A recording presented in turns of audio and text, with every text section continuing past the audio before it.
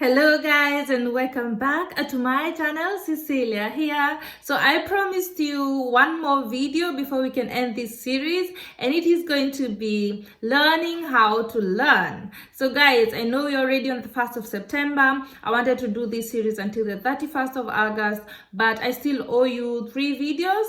But this video in particular I promised you, and then I'll do one more and then we can end this series. So guys, today's video is learning how to learn. And I know you're thinking, how do I learn how to learn if I don't know how to learn? I'll show you how. Subscribe and then come back.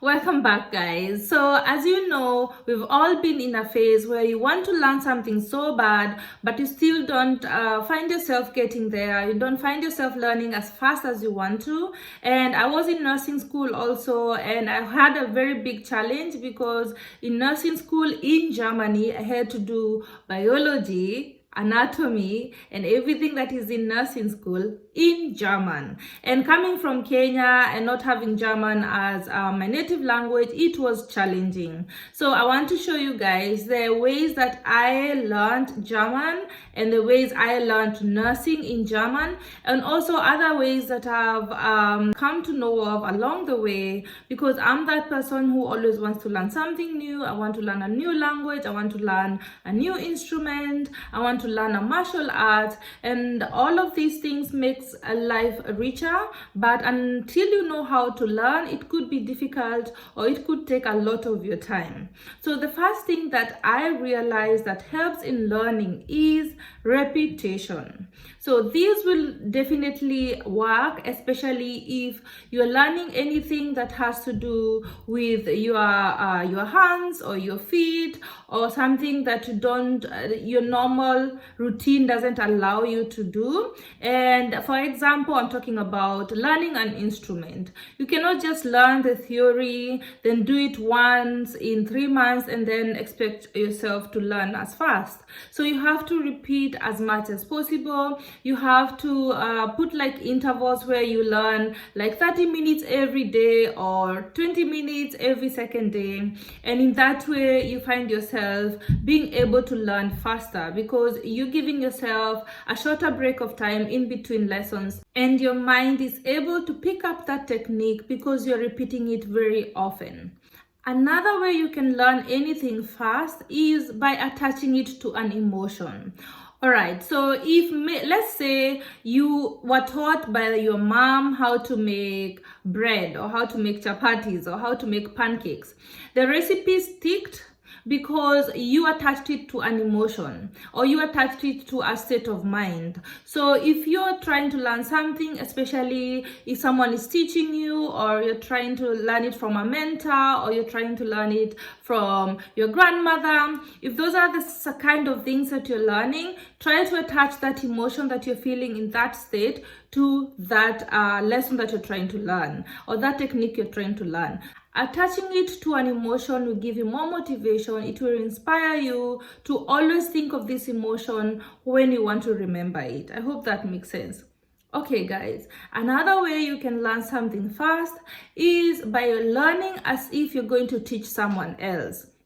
So if I told you right now, you have to read this book and you have to repeat it to someone else tomorrow, you are in a way of grasping it in a different way because you need material to teach someone else. So if you're learning something and you don't know how to learn it, learn as if you're going to teach someone else. And sometimes actually teaching someone else might be a way of helping you learn better because you repeat it twice. You repeat when you're learning and when you're teaching someone else. So learn something as if you're going to teach someone else, or learn and teach someone else. Both ways are going to help you learn whatever you're trying to learn faster.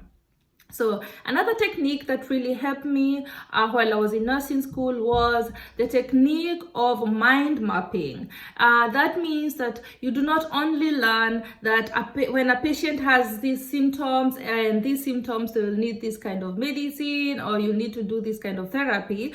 What I did is is really see a patient in your mind. So if you are learning about something and you don't know how to do it, you're learning about money, about anything that you want to learn in life, try to make a mind map of it in your head. See it as an image and it will stick in your head. So mind mapping is very, very important. It is one of the ways that I've learned a lot of things in my life. I do not know how to cram. I've never been so good in cramming. So every time I have to learn something, I usually put it in my head like an image, like a tree with branches, or like a cloud with, it might seem stupid to someone else if you tell them, but it works very, very well if you know how to master it. So mind mapping is definitely very useful. Another technique that a lot of geniuses swear by is focusing and then unfocusing. Let me explain.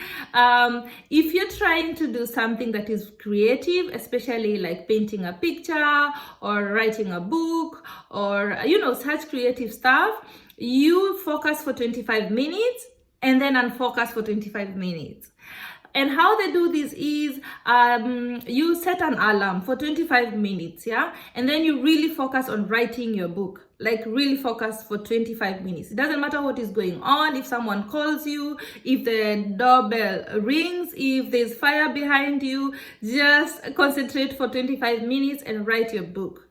After 25 minutes, it doesn't matter if you only had 2 words more or 1 sentence more to your paragraph, you leave it and unfocus. That means you think about everything else but the book. And then just think about all the random stuff you can think about. You can even just lie there and think about nothing else. And after 25 minutes of unfocusing, you go back to focusing for 25 minutes. What this does is it clears your mind a little bit. It gives you a break from thinking too much about the same thing, because if you put too much work or too much energy into one thing, or you have to focus too much, your mind finds it uninteresting and it might block.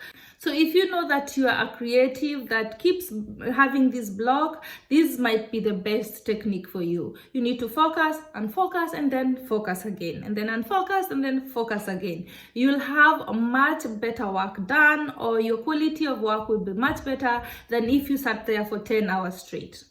This other technique might come as a surprise to you, but sometimes you will have to clear your mind of that topic altogether so that you can learn afresh.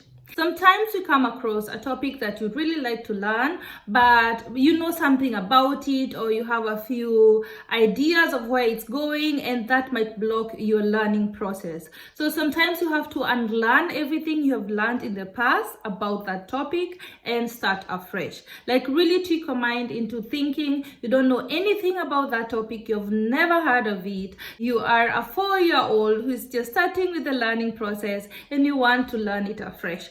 This will help you to see the topic in a totally new aspect, a totally new perspective, and you might learn faster. So that is it, guys. That is how you learn how to learn. And remember, anybody can know, but not everybody can understand. So whatever you're trying to learn to understand, and it will stick in your mind. So thank you so much, guys, for watching today's video. I hope it helps a little bit in your learning process. I hope you have success with it, and I hope to see you on the next one. Bye bye. I hear you breathe, but I can't see.